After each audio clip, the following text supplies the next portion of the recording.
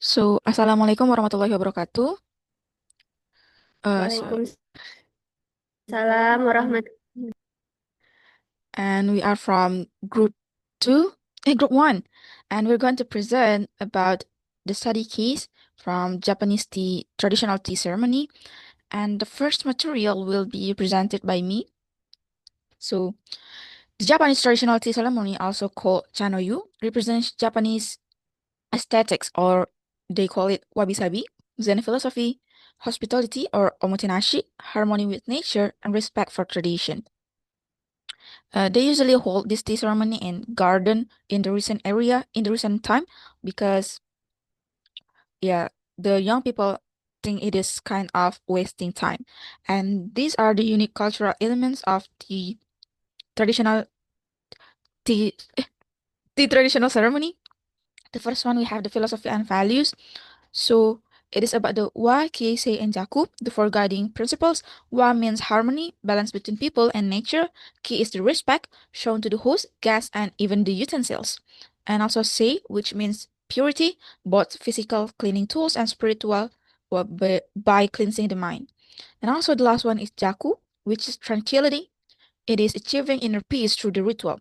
It emphasizes on mindfulness and presence in the moment, similar to Zen practice. The next one we have the aesthetic principle, which is wabi-sabi. It is an appreciation of imperfection, simplicity, and natural beauty. We use it is the use of rustic, handmade tea bowls, uneven texture, and minimal decoration. And the third one we have ritualized process. So every movement like bowing, cleaning the utensils, and even whisking the teas follows precise etiquette. Silence and deliberate paths create a meditative atmosphere, and also the guests have roles like, as I have said before, the bowing, rotating the cup, and expressing gratitude. The fourth one we have space and setting. It is also called chashitsu, tea room. It is a small, simple, and often with tatami mats, which is where you sit with folding your feet. And we have also Nijiriguchi. It's a tiny entrance door. It forces all guests, regardless of status, to bow and humble themselves. It is also represent the simplicity, the gratitude, and so on, which is the key or the core in this tea ceremony. Also, the garden path of Roji, leading to the tea room, symbolizes a spiritual journey. Next, we have the utensils and objects. We have chawan or the tea bowl, chasen or the bamboo whisk, chasaku the tea scoop, and natsume the tea caddy, each carefully chosen for the occasion. Objects often carry history, seasonal meaning, or symbolic significance. At the sixth one, we have the role of nature and seasonality. The ceremony reflects the seasons with different sweets or wagashi, flowers, scrolls, and utensils used in spring, summer, autumn, or winter. And the last one we have about the social and spiritual dimension. It is rooted in the Zen Buddhism. It is both a cultural and spiritual practice, actually. It emphasizes equality. In the tea room, social status disappear. Everyone is simply a guest because we all sit on the floor with the mat, and yeah, we go through the small doors and represent ourselves as a human being. Okay, that's all for me. The next material will be presented by Nurhayati. Nurhayati, the screen is yours.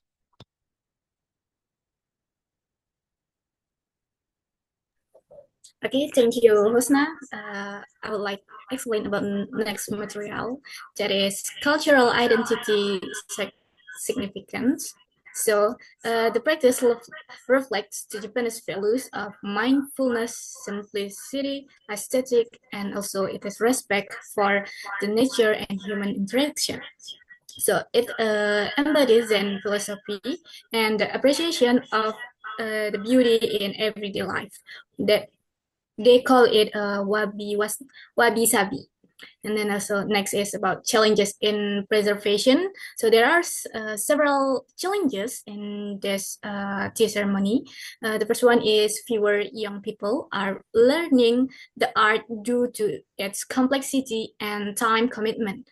And then also there are have a modernization that prioritize convenience over traditions. Next is commercialization, and then the last one, it is the decline of traditional tea masters and schools. Next, please.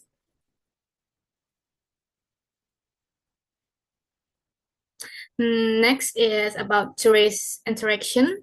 So in tourist interaction, as a tourist often experience the ceremony in cultural centers, tea houses, or workshops. Some even try wearing kimono during the event to get a better vibes to even for the real activity. So many view it as both performance and a meditative cultural experience. I think that's all from me. Back to Husna. Okay, thanks to Nurha. The next material about digital promotion strategies will be presented by Ayu Masrami. To Ayu Masrami, the screen is yours. Thank you, Husna. So the next material is about the digital promotion strategies. In this case, we should uh, choose between what platforms that we will use to promote tea ceremony in Japan. And from what we discussed before, we choose two digital platforms, which are YouTube and Instagram. And the content that we propose is like videos, reels.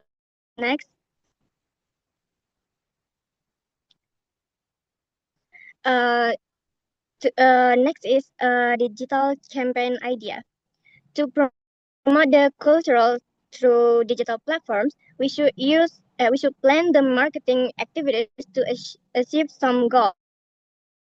We would like to make a vlog about the tea ceremony, and we should create an eye-catching thumbnail to attract the audience, and then we should put some hashtags that relates to the content so the audience will get wider. And for Instagram, we would like to make short reels about the tea ceremony, and then we post a posters about the tea ceremony, and then we should also put some hashtags to reach the wider audience. Next, please.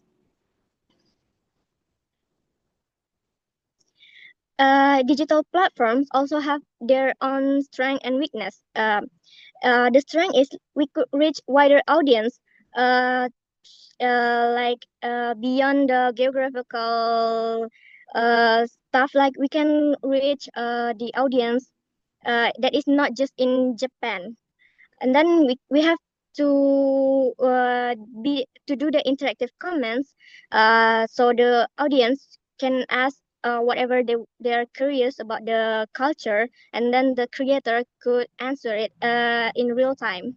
And then it also costs a low efficiency cost, because we do not have to make a high budget to make the content. And then we could also make like a digital promotion in the videos. We can have many time to explain about the culture to the audience. But the weakness is not every area has the internet connection. So the audience is not really big. uh, like in Indonesia, some place is not have a good connection to the internet, so they could not watch the videos about it. And then the dependency on the algorithm. We know like in digital platforms, they have like trend goes on, so our videos or the creators' videos maybe will not pop up in their FYP. And then the data privacy concern. When the creator create the video in their account, maybe their data could get in trouble if there are some hacker who watch their videos. And then they also can get the negative feedback from the audience. It's not always like not everyone like our content, so maybe we could get the negative response from the audience. Next, please.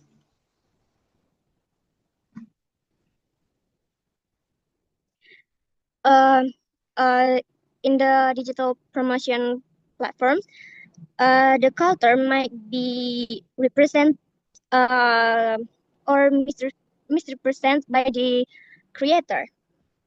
The represent is like the audience might get educated to the value to the tea ceremony, the philosophy behind it, and the respect of the culture.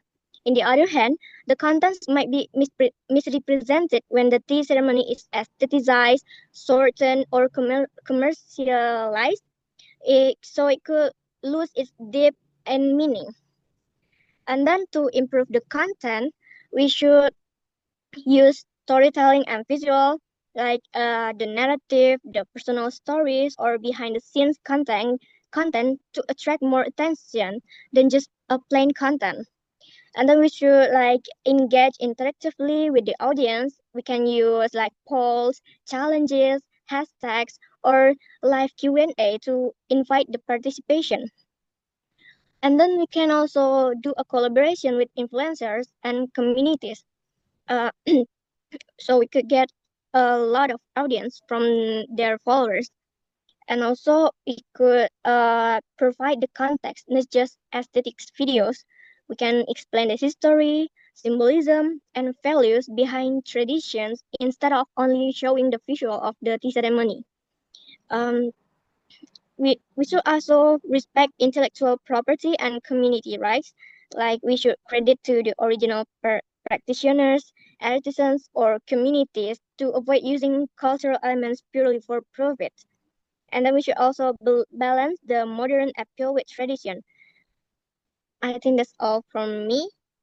Back to Husna. Okay, thanks to you, Ayu Masrami. The next material, which is the last, will be presented by Bitris Selvita. To Bitris, the screen is yours. Okay, thank you, Husna. And now I would like to explain the last material. The last material is risk and solution. First, we will talk about risk. When we promote the Japanese tea ceremony through digital platforms, there are several risks to consider. For the first one is oversimplification. Sometimes the content is made too short or too simple, so the deeper meaning of the tea ceremony is lost. People might only see it as just drinking tea without understanding the Zen philosophy and wabi-sabi aesthetics and spiritual values behind it. And the next one is ecosization or commercialization. Another risk is when the tea ceremony is only shown as something exotic or only for entertainment and tourism. This can reduce its authenticity and turn it into a commodity instead of a respected cultural practice itself. And the last one, limited interactivity. Digital media can only show visual and audio aspect, but in reality, the tea ceremony is a full of experience. It involves taste, aroma, atmosphere, and human interactions. So these parts are very hard to transfer or provide through digital platforms. So if we have risk, we also have solutions. Now to overcome the risk, there are some possible solutions. The first one is ensure authenticity. We must keep the original process and traditions of the tea ceremony. The content should not be overly modified or cut just to make it trendy and simple. And the next one is use storytelling. Every tool and every step in the tea ceremony has meaning by explaining the story behind them, such as why bamboo tools are used or why the decoration changes with the seasons. The audience can understand the deeper cultural values. And the last one, add interactivity elements. Finally, we can make the audience more engaged by adding interactivity or activities such as online Q&A, virtual workshops, or simple cultural challenges. This way, people don't just watch but also participate. Next.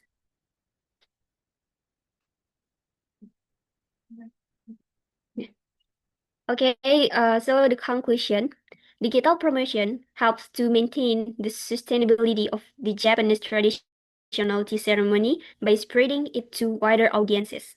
By doing so, the cultural is preserved and engraved in many people's memories. Besides, because the documentation and the tutorial for holding this tea ceremony is available online, it also becomes an archive that will be remembered for a long time. I think that's all for me. Back to Husna. Thank you. Okay, thank you, Beatrice. So by that, we come to the end of our presentation, and I would like to thank our presenter for tonight. And thank you. Assalamualaikum warahmatullahi wabarakatuh. Waalaikumsalam warahmatullahi wabarakatuh.